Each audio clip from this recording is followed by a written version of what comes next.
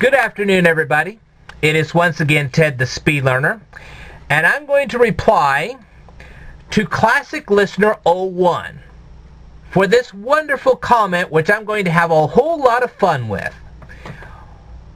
ClassicListener01 says the following: "Wow, making friends quickly."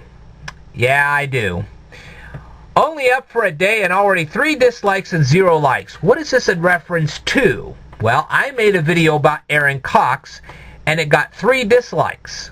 Of course, it's only been watched 10 times. I'm sure when people begin to realize what I'm trying to say, then they'll start agreeing with me. But we'll find out soon enough. So, as many teens don't plan on getting into trouble for partying, wait. You're suggesting that Aaron Cox should have ratted on her friends and fellow students about having an upcoming party. An upcoming party which was going to be full of alcohol. It's not just a party, this was an alcohol party. Okay. You must have been the class monitor. No, I was the leader of the social outcasts when I was in school. Anybody that was a nerd or a dork or a geek or anything like that, well, they kind of followed me. It really wasn't something I tried to get. I wasn't trying to get a class clique group position, but I did anyway. Okay?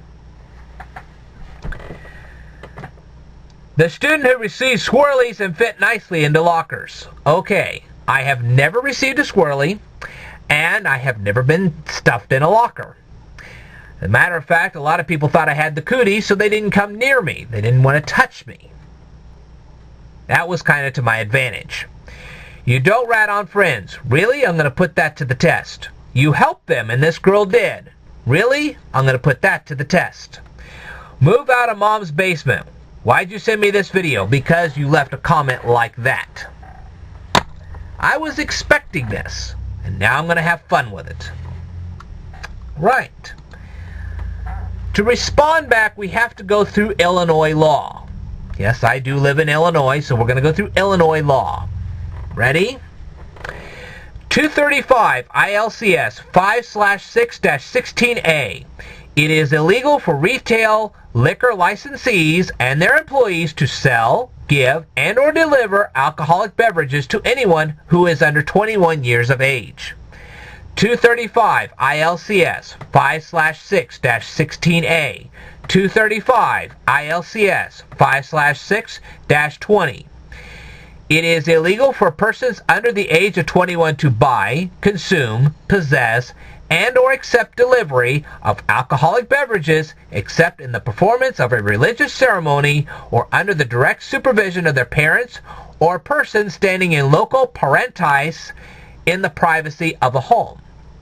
235 ILCS 5/6-16A. It is illegal for any person after purchasing alcoholic beverages to give, sell, and or deliver alcoholic beverages to a person under the age of 21. But it goes on.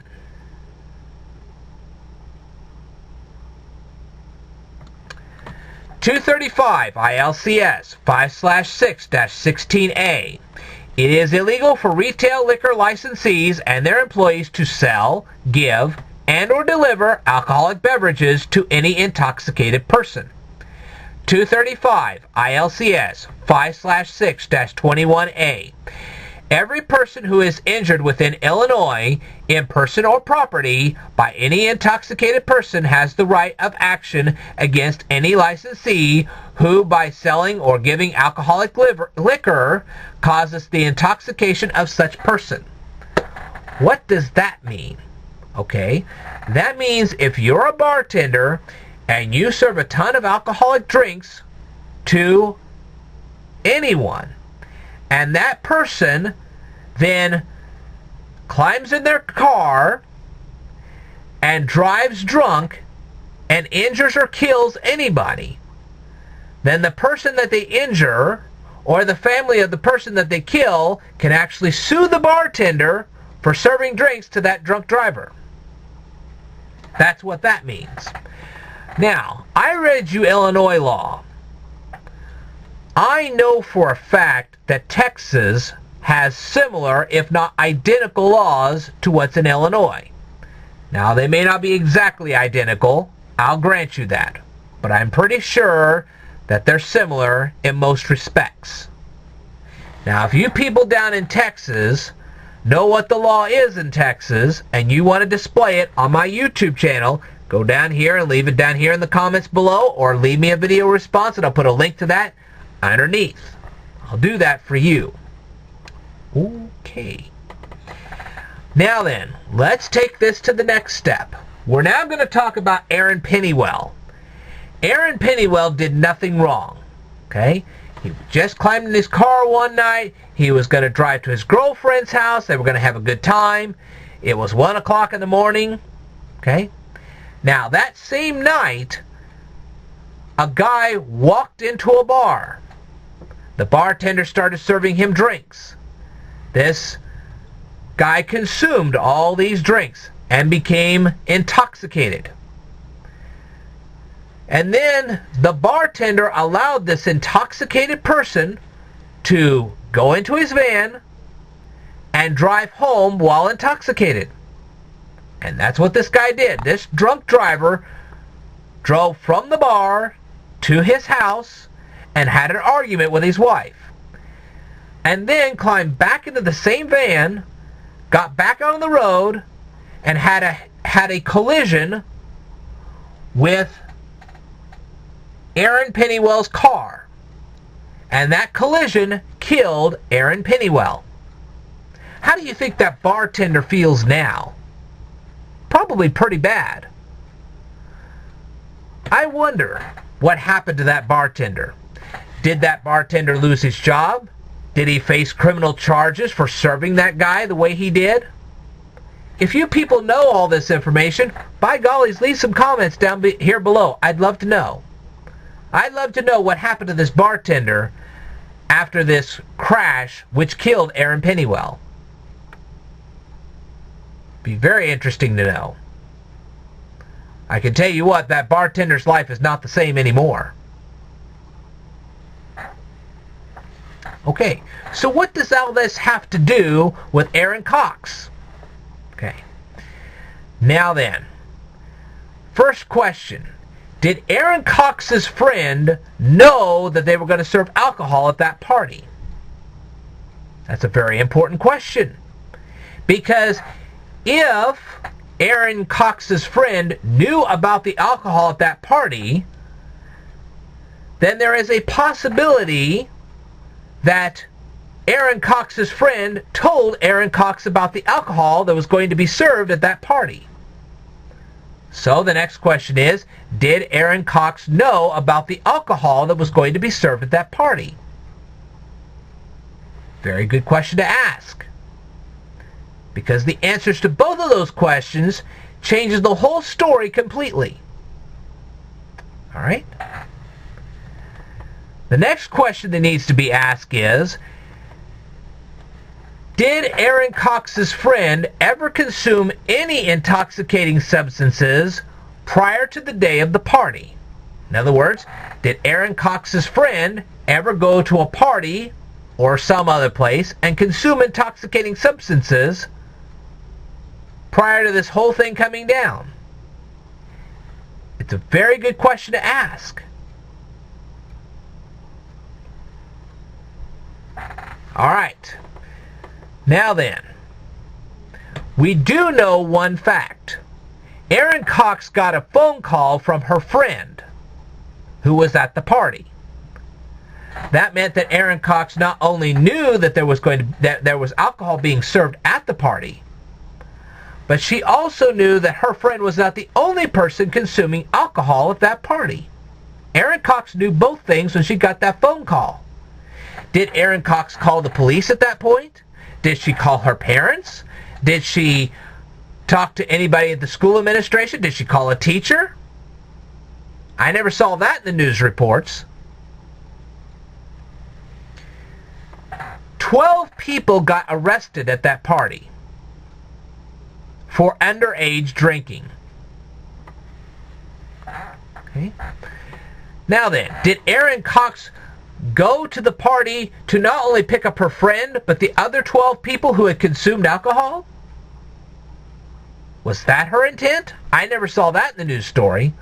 Why was it so important to pick them all up? Well, now that they've been arrested, all 12 of these people have a criminal record. That's right. All 12 of these people have suffered academic consequences for consuming alcohol at an underage party. Did Aaron Cox worry about any of that? I didn't see that in the articles.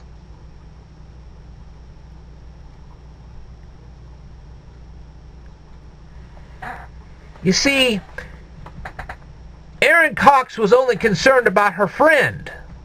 She wasn't concerned about those other 12 people. What about their lives? What about their futures?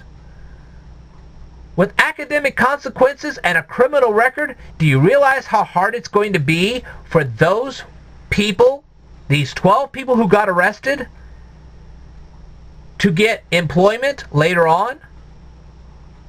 Do you realize how hard that's going to be for them? Did Aaron Cox care about any of that? Well, I haven't seen anything about that so far. I'd love to hear what Aaron Cox would have to say about that. You know, those 12 people, had they not been caught by the police, they all would have had the potential to kill people just like Aaron Pennywell.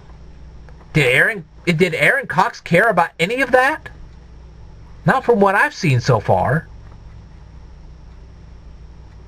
How many lives could have been changed had those 12 people climbed in their cars and driven off?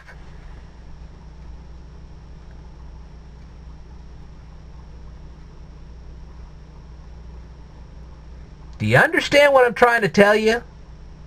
Yes, you do, Rat. Why? Because a lot of lives could have changed that night. And they actually did change that night. All because of what Aaron Cox didn't do. Because of the things that Aaron Cox could have done, but didn't do. 12 lives are going to be different now because of that. There's a certain amount of keeping secrets, and that's understandable. But there's also a certain amount of you do the real right thing. And as far as I'm concerned, in my personal opinion, Aaron Cox did not do the right thing. You can go ahead and debate this all you want, but why don't you debate that over Aaron Pennywell's grave?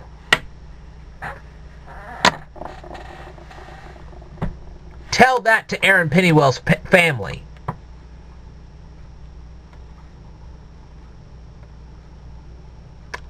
That's the facts. Alright. I'll tell you more in a future video. Stay tuned.